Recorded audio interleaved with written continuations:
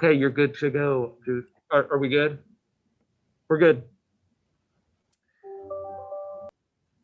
Good evening and welcome to the 2020 Playful by Design Symposium. My name is Judith Pintar. I'm the director of Playful by Design, one of many people who got Playful by Design going in the fall of 2017, and we're still here. But enough about me. I had almost nothing to do with putting together this event this year. I wish for everyone such a wonderful lesson in knowing you're not as essential as you think you are. We had two wildly successful symposia in the springs of 2018 and 2019. Nothing could have prepared us for 2020, but we were not defeated. We had an army of people. I have an army of people to thank here this evening for working so hard for the last couple of months to move this event from spring to fall and to put it online.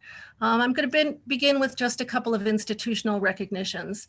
Playful by Design began as a project of the Electronic Literatures and Literacies Lab, an initiative of the Illinois Informatics Institute.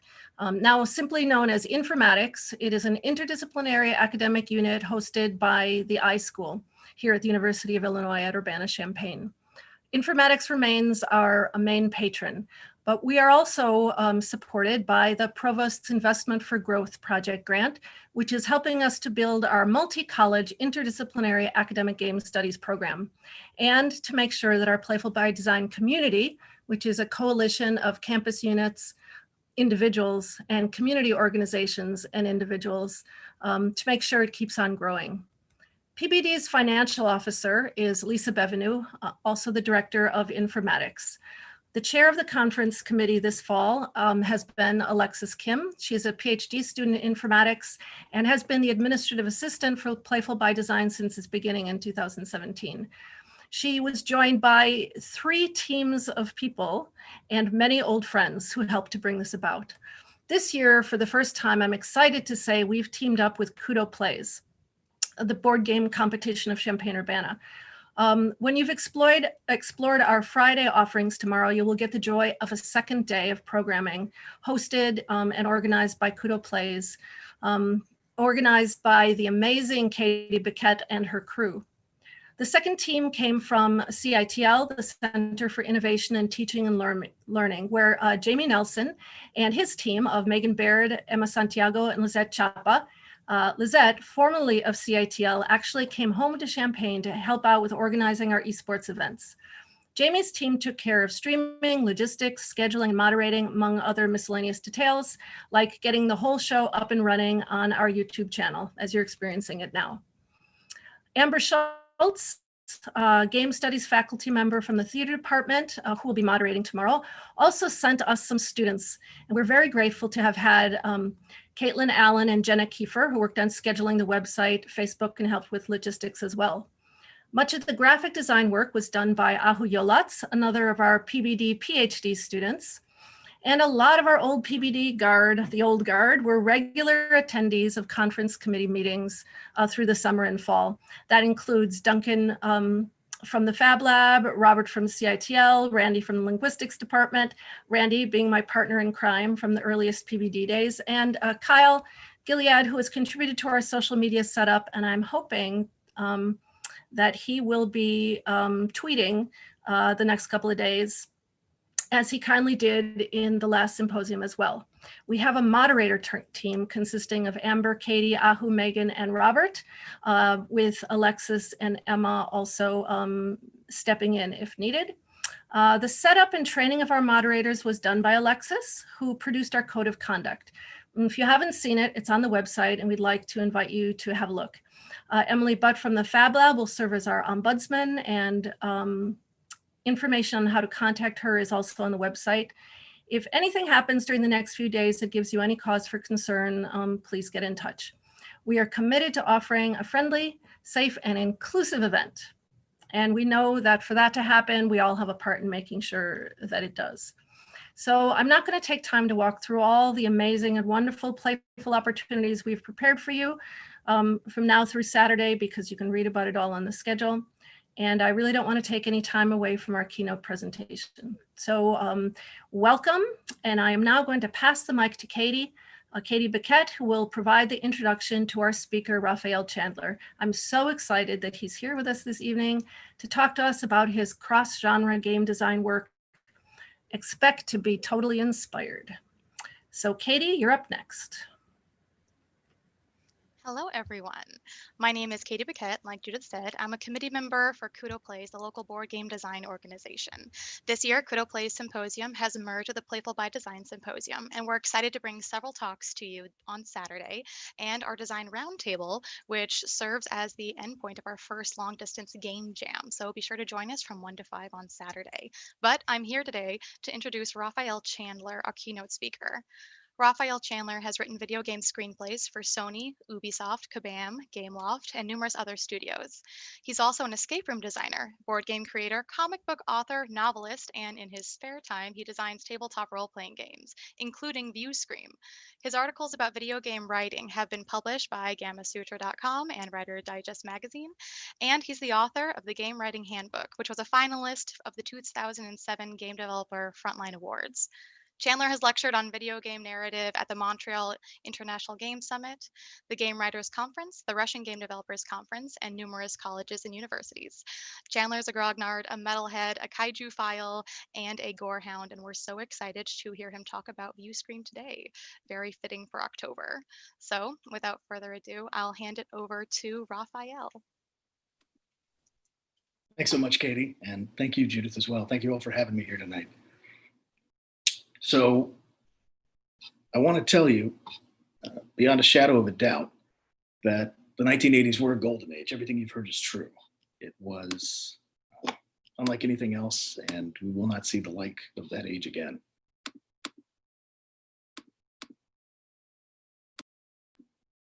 Sorry, adjusting my microphone. During the 1980s, I watched a lot of sci-fi horror movies. I was addicted to flicks like The Thing and RoboCop, Alien, Terminator, movies that juxtaposed horror with science fiction that was becoming so popular in the age.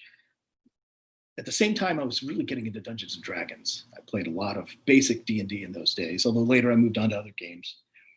But somewhere in the juxtaposition of those two pastimes, horror sci-fi movies and basic D&D, were laid the seeds of what would eventually become ViewScream. I kept thinking about the void. Where is the void? What is in the void? This was a recurring theme in a bunch of games that I was running back in those days because I was always playing the Dungeon Master. I don't remember exactly what the answer to those questions was. My players were always questing to find out what was the void. Was there some necromancer behind it, some nanotechnology? But the word void stuck with me for years. I love exploring the idea of the void of space, the internal void of a sociopath's mind. About 10 years ago, I started playing games a lot on Google+. It was a social media platform put forth by Google as an attempt to rival Facebook. Didn't work, it didn't last, but while it did, it was fantastic because you could organize groups of other players. You could organize circles of social media contacts. You could arrange them in a way that was different from other social media platforms, in the way that you sort of drink from a fire hose on Twitter, or the way that you wind up seeing nothing but baby pictures on Facebook because of their accursed algorithms. Google Plus was different. The other thing that was interesting about Google Plus was that you could click on a bunch of names, pick a bunch of friends, and then immediately launch a game via Google Hangouts, a video streaming platform. So you would have this video chat platform. So you would say, let's all get together and play some Dungeons and Dragons tonight. And then you'd click on a bunch of names, invite a bunch of people. Whoever said yes, you'd invite them to the Hangout. The window would open and the game would begin. It was terrific. The other interesting thing was eventually Google acquired YouTube on Air, so that when you were running a game via Hangouts, you could also simultaneously stream it to YouTube, and then it would be archived there permanently. This made for a really interesting environment for people who are fans of tabletop role-playing games, and a community emerged there that I haven't seen replicated elsewhere. No other technology, no other platform has made it as viable to be a fan of tabletop role-playing games. And what emerged was a community of people who would explore just about anything. You want to play a game that uses dice, you want to play a game that's diceless, or uses cards or poker cards, Uno cards, a game that uses bingo as a mechanism, whatever, let's do it. What was interesting was that as a result, I was exposed to just dozens and dozens of indie games. And this was after years in the indie scene that I had never played before, never heard of before. I play tested people's games. I was exposed to just a massive petri dish of experimentation and fun because it was so easy to meet other people.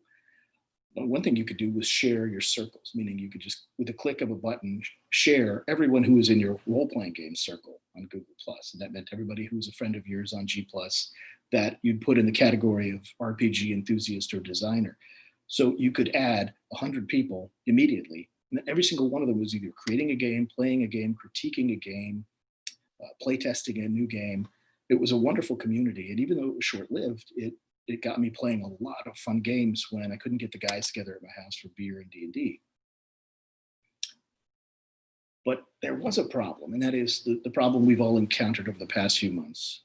And that's, there is a huge difference between a face-to-face meeting and a conversation over video.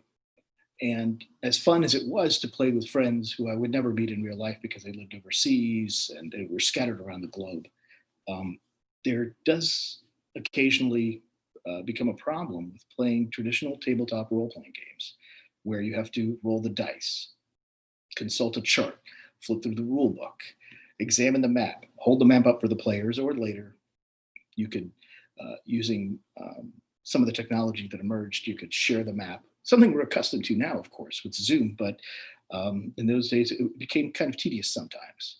And I got to thinking, what would be a game design that would exploit the advantages of the synergy between Google Plus and Google Hangouts, as well as some of the other technologies that Hangouts offered. For example, when you're playing a game in Google Hangouts, you could take a translucent PNG file, upload it, and it would appear in front of your face like a screen. It reminded me, in fact, of Battlestar Galactica, where they had a lot of their combat maps in the TV show on these great big, what looked like panes of plexiglass that represented the location of all the ships in the fleet and so forth. And so I got to thinking about a sci-fi horror game, and that was the genesis of ViewScream. That's where ViewScream came from. The original draft of ViewScream involved dice, but during playtesting, I realized that was something else I kind of hated, was the clattering of dice, because it would drown out other speakers. Another issue I had was that sometimes, especially if you were playing with people far away, another country, the other side of the planet, there were issues with interference. People would drop in and out of the game, or there'd be a massive lag, or because of buffering, it would be difficult to see what the other players were doing or hear what they were saying. I thought there has to be a way to take advantage of that and turn that into an asset, somehow turn that into a positive. So ViewScream was envisioned then as a game in which you are in character the entire time. You never say, all right, my character does this. It was a game in which your characters were communicating with one another via view screens. So as a consequence, it made perfect sense if occasionally your character dropped out or had lag or connection issues, because that's what happens to us when we're communicating via these various screens that we use, these various devices. Even in the best of cases, we still see occasional artifacts, glitching, pixelation. So the thesis, the core concept was that all of the characters are on board a single starship or space station, separated by quantum anomalies or fire or collapsed corridors. They are unable to reach one another, and they're all trying to escape the dreadful situation they're in. And they've got a time limit of 60 to 90 minutes, give or take, at which point everything's going to fall apart and everyone dies. And that limit was sort of established because I did find that after 2 hours of playing D&D, staring into a screen, I was ready to do something else. So I tried to create a game that, if played correctly, would sort of end itself without anyone having to say so in about 60 to 90 minutes. And in the game, your character sheet would tell you exactly what your situation was and all the various details. This is what the first edition of ViewScream looked like. And as you can see, the motif was eyes and mouths, because that was the whole point, what you see and what you say. So in this first edition, you had 4 characters: the bridge, engineering, medical, and weapons. And I was thinking more or less of TV shows like Star Trek or Battlestar Galactica, in which you had a crew and everybody sort of had an assigned role. That way you wouldn't have to remember your name, because sometimes in the heat of the moment, you do forget your character's name and you have to look at your character sheet. But if you just know that you're engineering and you're in the engineering chamber and you're working on the core, then all you have to do is say, this is engineering, I need to speak to medical.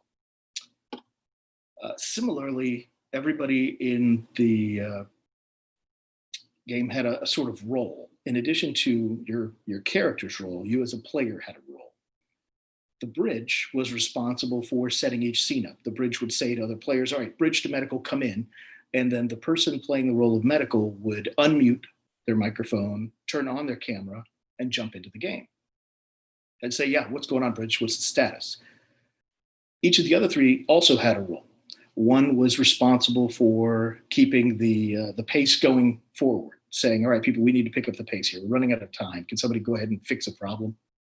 Somebody else was responsible for crafting a narrative on the fly, basically like a conspiracy theorist, taking all the things that the other players are saying and trying to make sense of it, interpreting all of these things like a Rorschach blot and coming up with a narrative that explained what was going on. And the fourth was responsible for demanding situation reports from everyone. Hey, can somebody just tell me what's going on with medical? The other thing about the game is that everybody, instead of having hit points, armor class, or things of that type, had problems and solutions. Each problem was solvable by one other player. So on your character sheet, if you're engineering, one of your problems might be that you're injured and you need help from medical. Now, medical has a set number of solutions on his or her character sheet. So when engineering says, medical, I've taken a huge dose of radiation, I think I'm going to die, can you help me? Medical says, well, I can activate the cortical inducer or some other element of science fiction psychobabble. The player, however, knows in advance that some of these solutions will succeed and some of these will fail. And there are always more problems than there are solutions.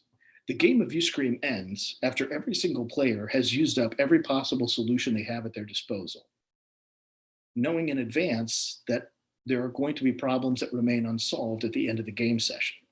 So when you run out of time because all the solutions have been used up and the game is now over, anybody who still has an outstanding problem, I've been exposed to radiation, medical, I'm dying. Engineering, it looks like life support to this area has been cut off and I'm going to asphyxiate if you don't fix it soon. Anybody who still has an outstanding problem at the end of the game is dead. And anybody who's successful in getting all of their problems is going to be successful and survive the game at the end, meaning they're going to get to an airlock and they're going to make it. At the end of the game, all four players, one by one, give their last words, which can be anything the player wants. And so the players will scream and curse at each other or have nervous breakdowns or smugly announce that they're going to make it to an escape pod. Goodbye, suckers. And you never know what's going to happen. But some players in their final last words will reveal a secret. It's my fault everyone else on the crew is dead. I'm not me. I'm an alien or a cyborg or a replicant or a hologram. I've been dead for weeks.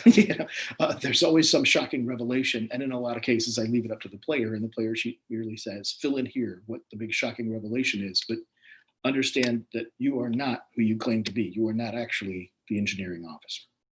And that's the gist of Uscream. The result is heavy focus on improvisational acting, a very personal approach because you never describe what your character is doing. You're always in first person. You're always saying what you think, what you want. I am asking this from you, or I need your help. And of course, because there are predetermined solutions, there's a bit of bleed. In live action gaming, there's a word, bleed, which describes, if I'm understanding it correctly, the place at which the character and the players sort of bleed into one another, and there's a bit of overlap there. And in Uscream, what winds up happening is your character, medical, is in danger because something horrible is going to happen and you're asking engineering for help. And engineering says, yes, I'll reroute power from the forward in the cell. Let me get back to you. And then comes back and says, I'm sorry, it didn't work. Your character says, oh, that's too bad. You as the player know that the other player chose not to help you. The other player could have chosen a successful solution, but didn't. Now maybe you you want revenge. You're going to do the exact same thing. You're going to volunteer to help engineering.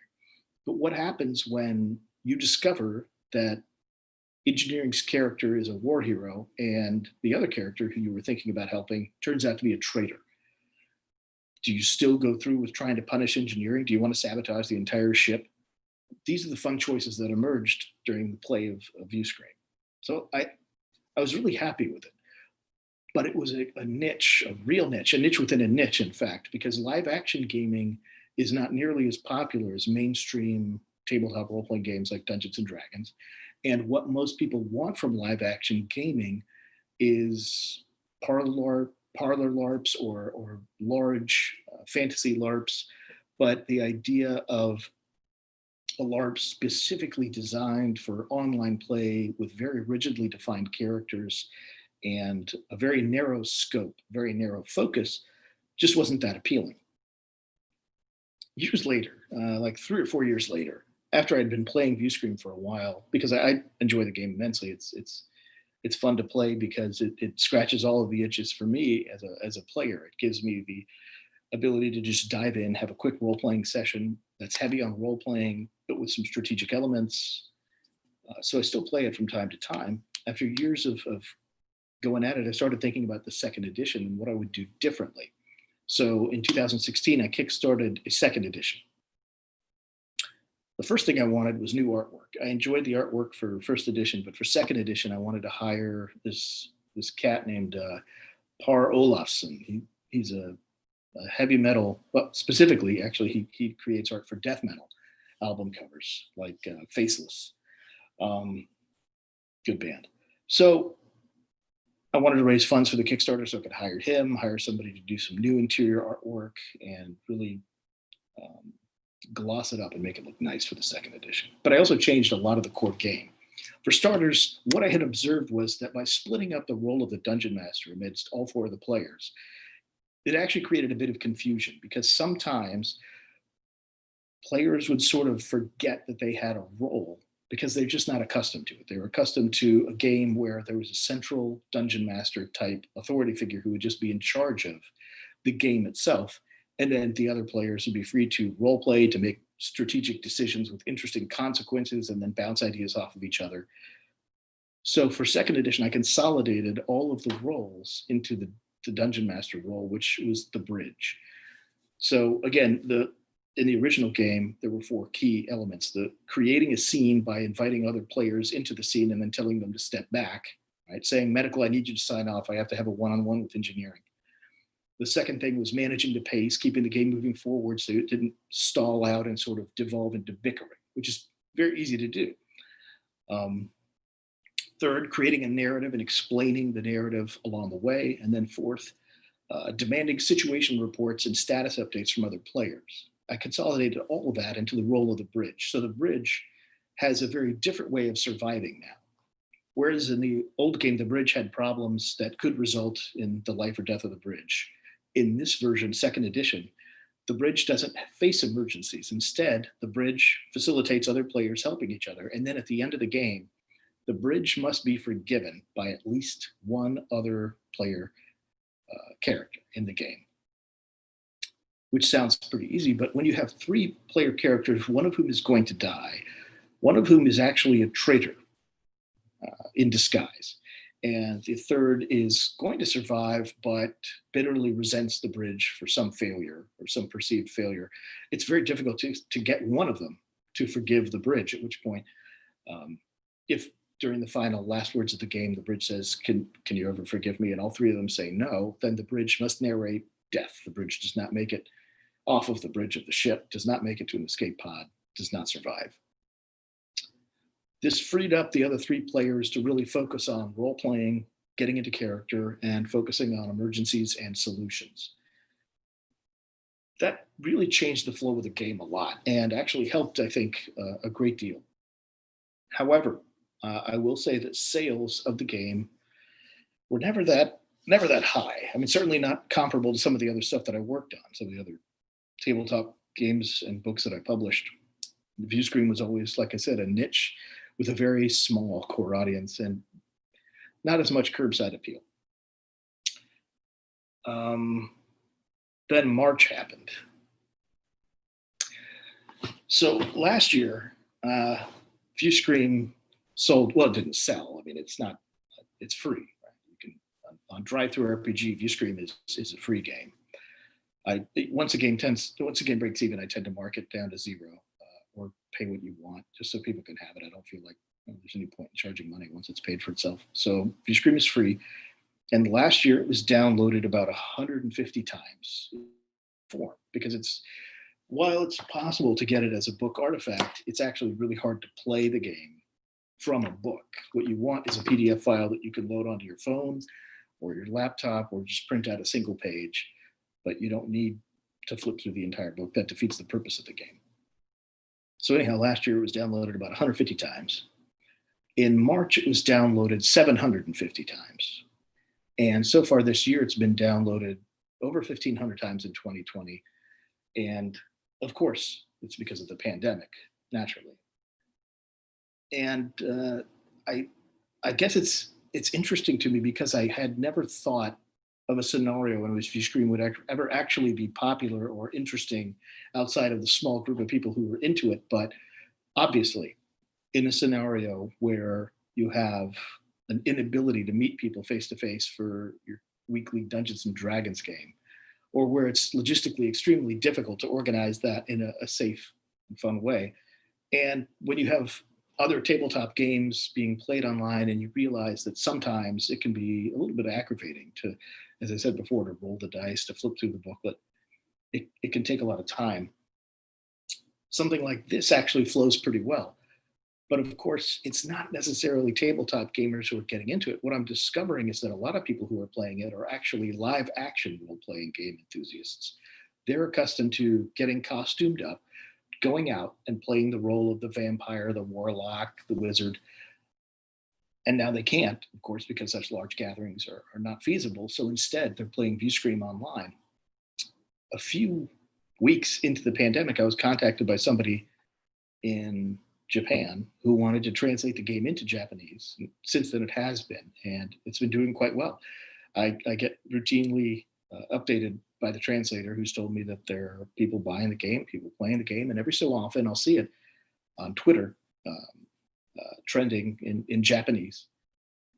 And what's interesting is that a few weeks ago, I actually saw that a number of actors, theater and I believe television, although I don't speak Japanese, so I had to run everything to Google Translate, so I'm not 100% certain. But at any rate, they had theatrical acting experience and live action role-playing experience, and they put on a game of ViewScream via, I'm not sure what platform they used. It wasn't Zoom. It was something I was unfamiliar with at the time, but you had to buy tickets in advance, like a show. And so I bought tickets, and I had to get up at 3 a.m. Of course, it's on the other side of the planet. And I watched them despite not understanding what was happening. I watched a very satisfying game of ViewScream because I was familiar with the scenario they were playing. I had an understanding of what was going on, more or less at each stage, because I knew what the characters were and I knew which character was the one who would betray the others and so forth. And that was fascinating. The idea that people can use this as a platform for acting and then turn it into something they can actually charge money for and sell tickets to. It's fascinating to me. Since then, I've been speaking to a publisher who wants to translate the game into Italian, and recently a group of German-speaking players uploaded a video to YouTube, and I watched part of it with subtitles, auto-translate, and it was fantastic to watch. Really, really great. So it's gaining a lot of traction. It's selling a lot more copies than before. Well, selling, it's free. I shouldn't say selling. It's downloaded quite a bit. And it's had more interest in social media. And I can't help but think that there's an opportunity there, a void for more games of that type. Lo and behold, not too long ago, I was contacted by someone who was compiling a website of live action online games. And he told me that according to his research, mine was the first of the genre, but there had been an explosion over the past 5 years of other games that take advantage of the opportunities that online gaming affords us, which is phenomenal to me. I find that absolutely fascinating. A few of the other things that I've been thinking about since the release of Uscream and due to its popularity are the idea of using mobile gaming, mobile apps to play the game as opposed to the rather traditional sitting down in front of your laptop or hooking up a camera to your PC. But with mobile gaming, the ability to play Viewscream outdoors is interesting to me. And then I also got to thinking about audio only, because of course it's fun to play with video, but I was thinking about how you could create an audio only version of Viewscream and release that as an MP3 file or a podcast, and people could just sort of listen to it like an old radio show. So I created two new source books for Viewscream second edition. One was called Viewscream 2020, and it came out very early in the year. And one was called Viewscream Distance. And Distance featured a couple of games that were very different from, well, really both of the expansions kind of took the idea of Viewscream and abandoned the initial setting. So instead of crew members stranded on a ship, the game can now be played in the milieu of a group of ghost hunters filming one of those documentary TV shows where they panic every time a door closes by itself. And the difference, of course, is that in this particular scenario, they are in the house with something hostile.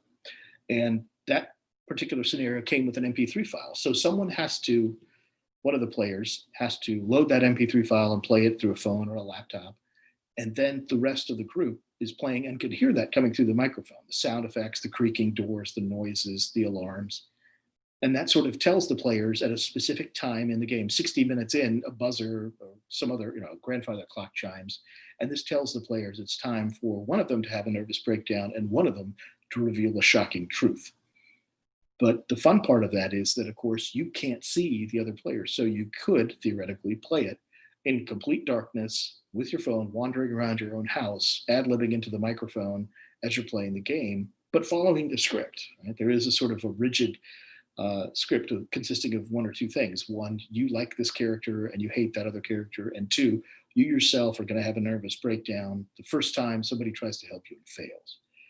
So I'm happy to say that I'm still kind of exploring what I could do with Viewscream, and I've definitely had a number of ideas about the follow-up that I'd like to pursue, like perhaps moving out of the genre of horror and moving into other ideas like exploring interpersonal relationships, family dynamics, or even workplace dynamics or relationships. I haven't finished brainstorming, but it doesn't look tragically like the current situation is going to go away, which is lamentable, of course, because it just reminds me of the crazy neon-drenched 1980s, which of course never were. I mean, that's just the haze of memory. But considering that the new normal is every bit as dystopian as my 80s horror movies, I guess I am kind of nostalgic for the old weird. So perhaps that's the direction I'll be moving in with the next iteration of Viewscream. But that is the genesis of the game. That's where it came from. The paranoia, the technology, the hostility between characters towards one another, and the fatalistic predetermination that inevitably at least one of them will die, possibly more. And if the bridge can't be forgiven, then you could actually have a total party kill if you play your cards right, which is, of course, always a wonderful thing in tabletop role-playing games. So that concludes my overview of the genesis of Viewscream. Thanks for your time, and I do hope that you've got some questions, because I'm sure there's plenty that I've forgotten to say. So I'd love to hear what you think.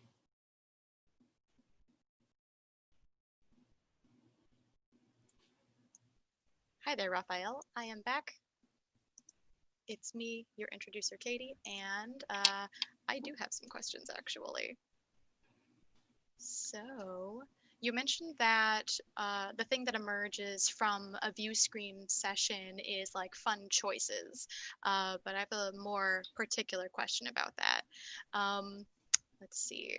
First of all, what's like the experiential goal you want people to have? And when you were making it, did you start out with like the feeling that you wanted to create from people, that paranoia, or did you start out with just the mechanics?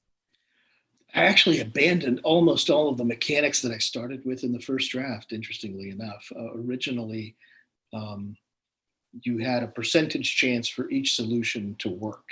And there were a number of elements in the first draft that I wound up scratching and getting rid of because they were too reminiscent of classic role playing games and not enough of free form live action, which is what I eventually wanted to pursue. But I definitely was zeroing in on the paranoia. The question of, and there's that element of bleed again, because I've played the game, I don't know how many times over the past 7 years. Every time I'm about to start, I think, what the heck am I going to do tonight? How do I start?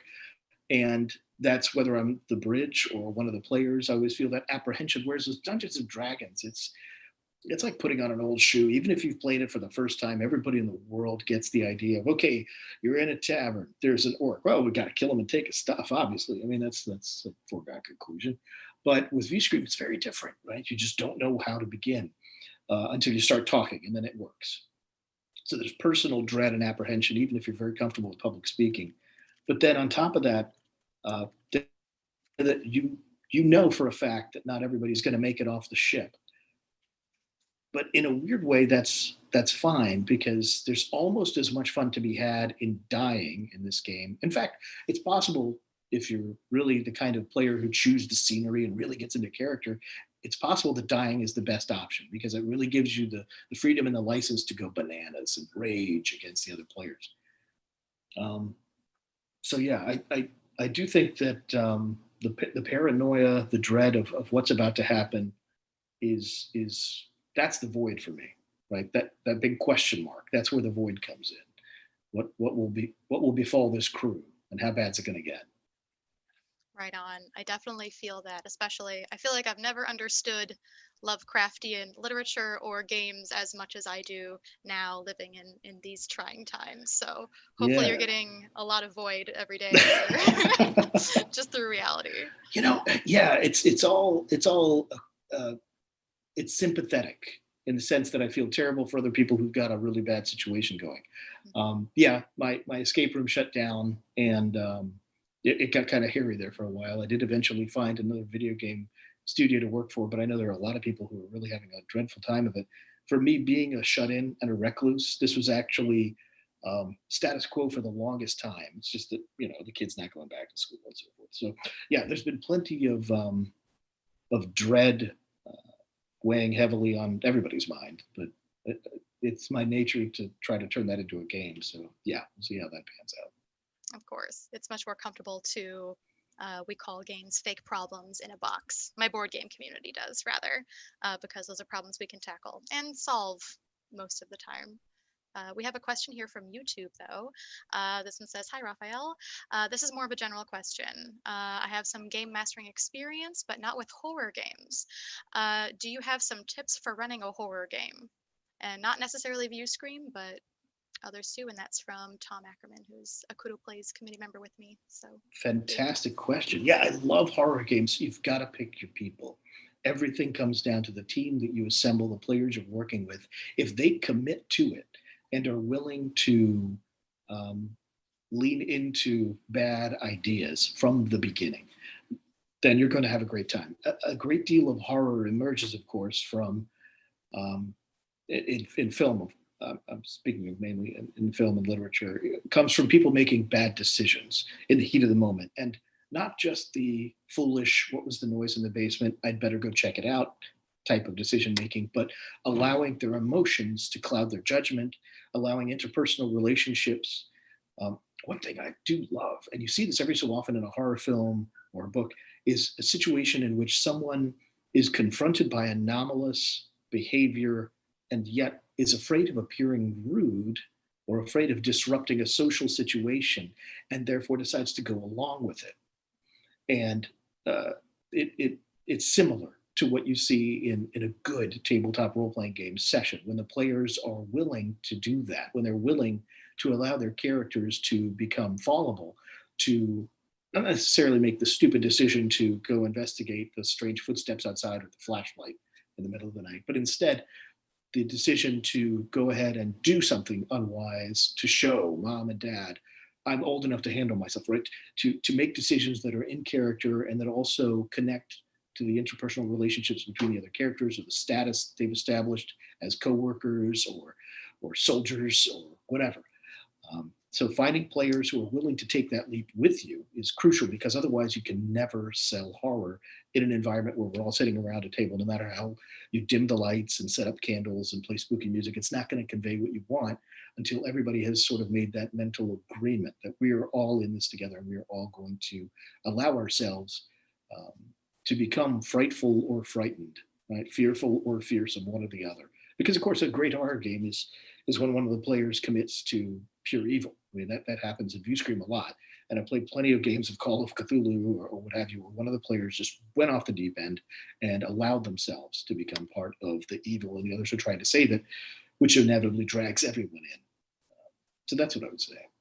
Right on. That makes so much sense. And I just realized that I'm playing Call of Cthulhu and other horror games all wrong, because I keep making the safe decision to hide.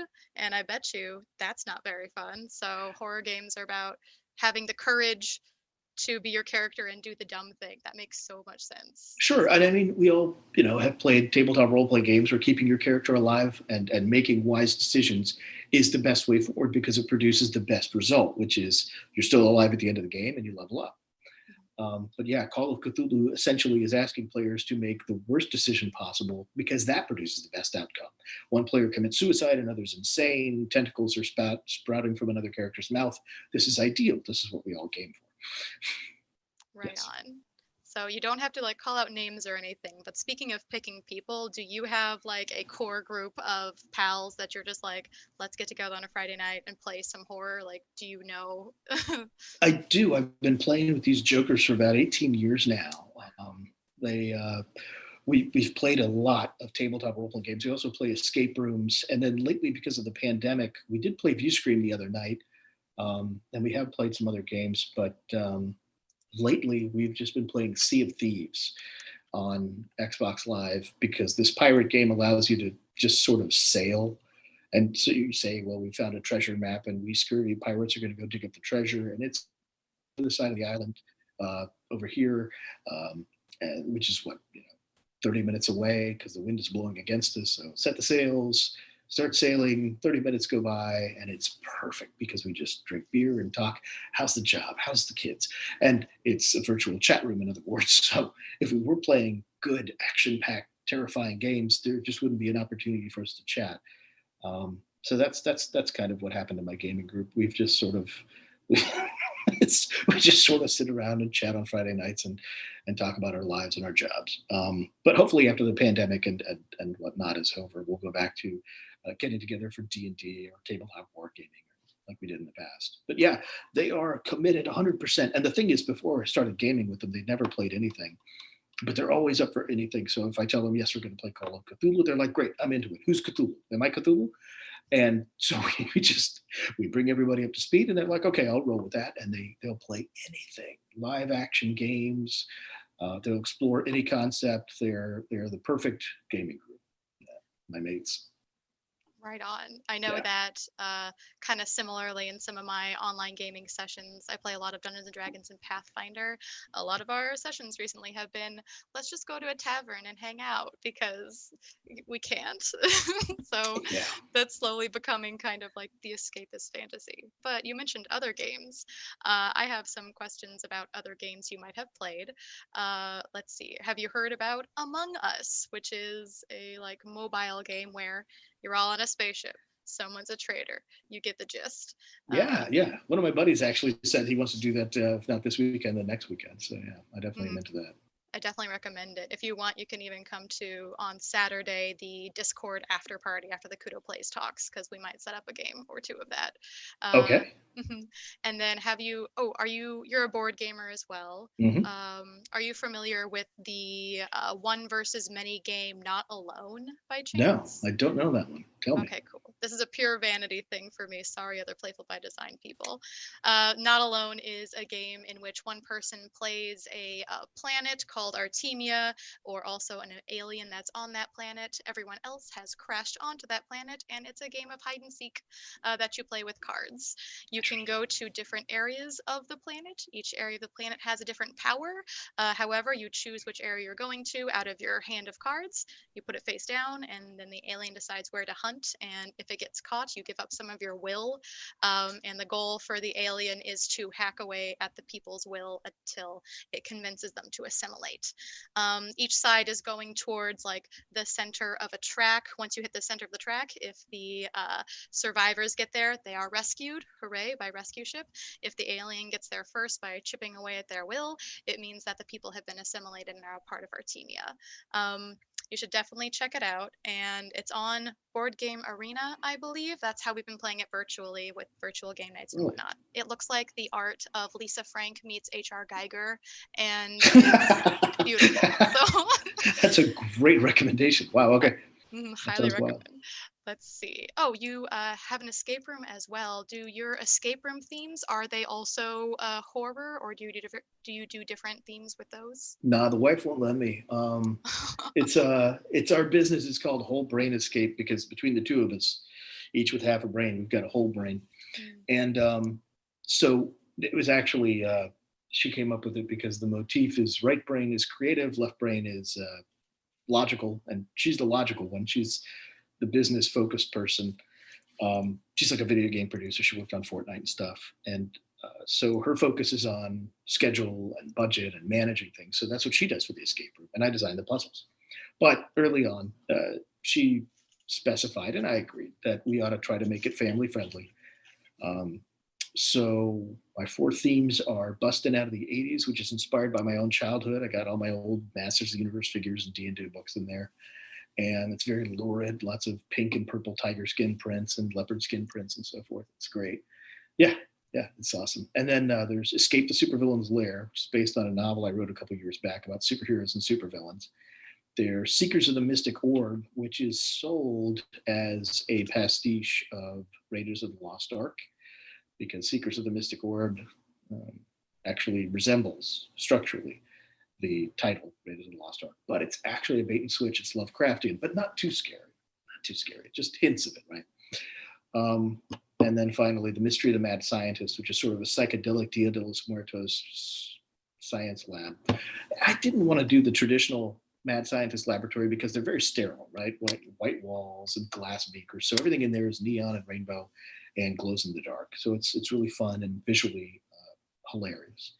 So yeah, those are my escape rooms. Although recently, what with the pandemic, I've been contacted by a number of organizations about creating outdoor escape rooms. So the local Parks and Recreation department where I live asked me to design an escape room back in July that would be set up at a bunch of different parks. And so you'd travel to one park, you'd see a puzzle, you'd wander around till you found what it was referring to, and then you'd solve it.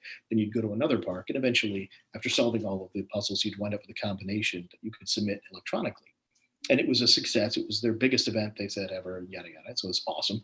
So I did another one, which went live like 2 or 3 days ago. And then a few neighborhoods have asked me to do the same thing. So now I'm designing escape rooms out in the world as kind of propagated away from the epicenter of my shuttered escape room. So that's kind of nice. Nice. Those sound really cool. I like the very visual aspect of them. Let's see. Oh, we have some more questions here from YouTube. Let's see. This one's from JT. Do you have thoughts around the online gaming platforms that go so far as resolve dice rolls or apply feats or anything like that? Are these tools helpful for distance play, or do they denigrate the tabletop experience? I have found them useful just because it's a lot easier to click on a button, roll the dice, everybody can see it. You don't have to tilt your camera down to show everybody, especially with games that use dice pools or complex dice rolling. And I have no problem at all with that aspect of the technology. I think it's fun and it makes it a lot easier. That being said, I don't play that kind of game as often. In fact, I recently sat down to try to learn because I never did play D&D. Like the last few editions, I just never got into. It was just too hard. It was like math. So I sat down to try to teach myself 5th edition. I just couldn't figure it out. I'm still working on it. I keep it simple. I only play D&D from like the 80s, like basic D&D. That's as far as I can go in terms of complexity. But yeah, I like Roll20. I think it's a good platform. I've used it a few times, and I like what they're doing. So yeah, it's fun. Right on. Let's see here. You mentioned briefly that you were trying to design View Scream outside. I don't know if that was inspired by the escape room work outside you've been doing, but like, do you have any idea how that would work, View Scream outside? So I think it would function essentially the same way. One of the adventures that I wrote for one of the more recent ViewScream expansions was called Away Team, and it is audio only. And in it, the players have the main characters have crashed on an alien planet and are wandering around. And so one of them is playing audio through his laptop, his phone, whatever. That sounds like some rainforest with dinosaurs roaring in the background and so forth. And the other player, the bridge, is still on the bridge of the ship trying to get the away team back to the ship to survive before they're killed by xenomorphs or what have you. But I was thinking it would be even more fun to have a scenario in which three players, the away team, all had their phones and they were in an actual forest. They were out in the woods or even their backyards, just strategically placing it so you couldn't see the neighbor's bird bath.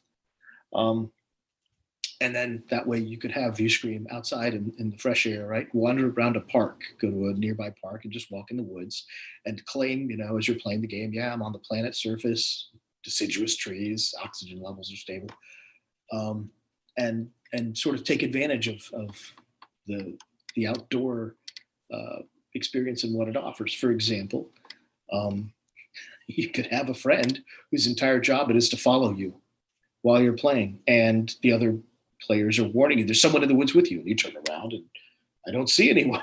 It would be so much fun. You could create a lot of tension that way, right? And the other players wouldn't know because they don't see your character sheet. They don't know what your character does know is that your character isn't being followed. That's a guard. Your character is actually pretending to be a member of the away team. Your character is actually an assassin or what have you. So yeah, it would open up a lot of fun possibilities. I just haven't figured out the logistics of it. And now with the pandemic, I'm actually thinking, of course, I'd have to put that on the back burner just because I don't know about people going out into the world and playing view screen in public. It seems safer and easier just to stay home and shelter in place or whatever. I have heard of some interesting situations coming up when people don't realize a party is LARPing and they are concerned because someone is shouting that there has been a murder. But it's like, listen, everyone is dressed like the 1920s here. You should not call the police. We're doing a thing. It's fine. Let's see. And speaking of LARPing, I totally forgot to plug one of our talks on Saturday with our local escape room team. They actually adapted their escape rooms for online.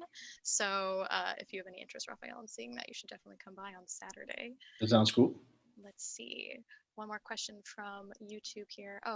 Tom again asks, can you tell us more about what you're working on currently? Yeah, well, let's see. I've got some ideas for ViewScreen that I'm noodling around. I am getting ready to reopen my escape room because the governor says that's something we can do now going forward. And I'm designing my first mega dungeon. I design a lot of tabletop game source books for basic Dungeons and Dragons. I use a number of retro clones as the key engine for these. But basically, they're old school D&D adventures and monster manuals and such. And so I'm working on one now that's infernal. It's called the Furnace of the Elementals. It's all about demons and such. And I'm having a lot of fun with it, but mega dungeons are a serious undertaking. So it could be a while before I'm done. Right on. I'm reading some of the other questions here. One of them from our friend Ahu Yulak asks, do you think View Scream is best suited for a certain player type, or does it afford different play styles? I think if you're into live action, if you can handle the idea of a diceless game where you don't really track hit points and death is a positive outcome for your character because it gives you a fun exit for the game, then yeah, ViewScream works. And the other thing is that not every ViewScream adventure is focused on sci-fi horror. I did one called Crystal Ball, which is about a bunch of wizards gazing into their crystal balls and communicating with each other. There's a necromancer, a warlock, so on and so forth. There's one where you play a a military general and members of the scientific community, and the city is being overrun by kaiju, and they're bickering about how best to solve the problem. Should they nuke them? No, that's crazy. Now we'll just have radioactive kaiju. So yeah, and there's even a few that are specifically comedic in tone, farcical, really. So it isn't just about science fiction and horror, although that's the majority of the scenarios that I've envisioned. Right on. Of the new editions that you published for second ed here in 2020 of Viewscreen, do you have a favorite scenario? I really like body horror. I'm a fan of Cronenberg. I watched a lot of his flicks back in the 80s and 90s. So there's one called Gates of Flesh, Keys of Bone. And it's a very body horror focused and rather grotesque scenario. The ship that you're in is alive, and so it has arteries and ventricles and sacs and lungs and so forth. And I only wish that there were some way. One of the things that I use when I play and that I encourage players to look into is filters, not just the zoom backgrounds, but things like SnapCam, where you can actually change your own appearance and turn yourself into a cat or a cyborg or a robot or an alien. But I'd love it if they had added more body horror focused modifications. But yeah, that's my jam. Gates of Flesh, Keys of Bone. Right on. Let's see.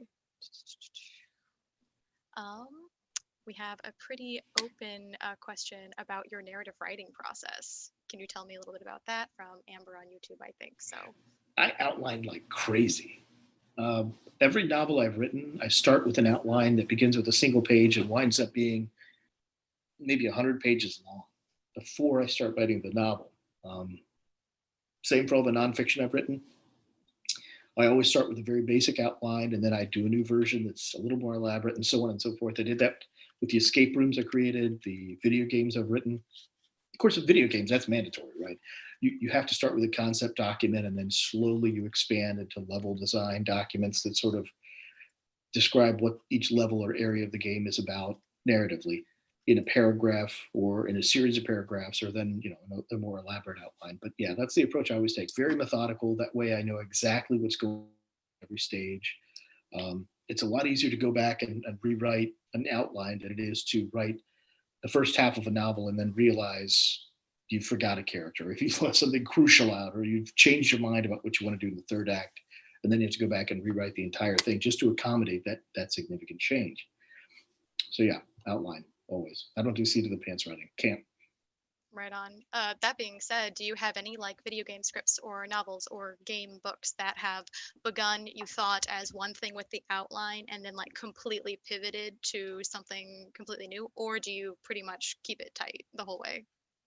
Yeah, definitely. I wrote a novel called The Astounding Antagonists, which was originally had a different title, and it was sort of about American foreign policy post 9/11, and really shifted once I started outlining it, and I kept rewriting the outline, and every single time I did, something new emerged, and I wound up changing the focus entirely to the idea that the group of supervillains, who were the main characters in the novel, were sort of the spiritual successors to the Weather Underground. And they believed themselves to be in the right, and everything that they were doing, bank robberies, vandalizing statues, causing mayhem, everything they did was for the cause. And so, of course, they were considered supervillains by the superheroes and the general public, but in their own minds, these villains were actually the champions of good. They were the antagonists, but also the protagonists of the novel. So yeah, that one changed radically while I was working on it over the course of about 2 years. Right on. I love it when that happens, to see how a story changes through. One more question here from YouTube. Could you do, or have you done, an escape room with some people there in real life and others online, like a hybrid escape room? We were talking about doing that over the past few months, having somebody in the room, one of our employees, with a camera, aiming the camera about the room and saying, okay, here's what you're looking at which point the players who are remote playing over Zoom will say, okay, get closer to that puzzle over there. I want to see it. But in the end, I just thought it would subtract so much of what makes the escape room a fun experience. We do very low-tech rooms. I don't like technology in my escape room. So everything is about picking up a toy or a book and flipping through it or manipulating it in some way or setting it somewhere, and then having your perspective changed, right? Very little technology, very heavy on hands-on play. Not ideal for a pandemic, of course. So, but also I think that it's so focused on the tactile experience, people would have a lousy time watching someone else have all the fun. So I never got around to it. Right on. Makes sense. I know it's hard enough to kind of get everybody to communicate in an escape room as it is. So that'd be even more of a very interesting.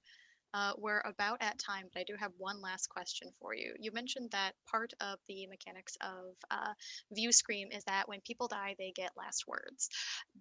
Do you, like, as a game designer, as a player, do you have any favorite last words or last phrases that you remember from like infamously fun games or terrible games? So, any famous last words?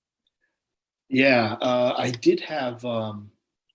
There was one game scenario where somebody had memorized some of the horrid speech from H.P. Lovecraft's fiction, um, uh, Cthulhu, Relier, Fatagan, etc. I couldn't do it to save my life, but they had memorized it and they had killed the lights. And so you could barely see the shadowy face. And they were stepping away from their laptop as they spoke. And you could just hear them murmuring this alien language. And then, of course, they killed their camera and the game was over. Eerie, very effective. It was a lot of fun. That's amazing. They did a full performance. They did. That's They so went. cool. They went full Stanislavski. They actually did go insane and ate human flesh. It was cool. It was real method acting. Good times. Very cool. Well, I think that I'm just checking our Slack channel here to see if there's anything else. Cool. All right. Are we good to wrap up? Cool. It's about 7 now, so I'll go ahead and deliver the closing. But thank you so much, Rafael, for speaking with us today and for sharing View Scream with us. I can't wait to play it and can't wait to have you on to play some stuff with the Kudo Plays people if you want. So also thanks so much to everyone on the Playful by Design team here in this room putting this together. And remember, this is just the beginning. Tonight you can see the Illini Sports Valorant on their Twitch channel, which is linked on the Playful by Design website. And tomorrow, the Playful by Design crew will be right back here on YouTube streaming more talks and panels. On Saturday, you'll see me again and more talks gathered from the Kudo Plays committee. The full schedule for everything is on the Playful by Design website and our corresponding Facebook events. So be sure to subscribe here to the Playful by Design YouTube channel and hit the bell for notifications for when we go live. So good night and have fun.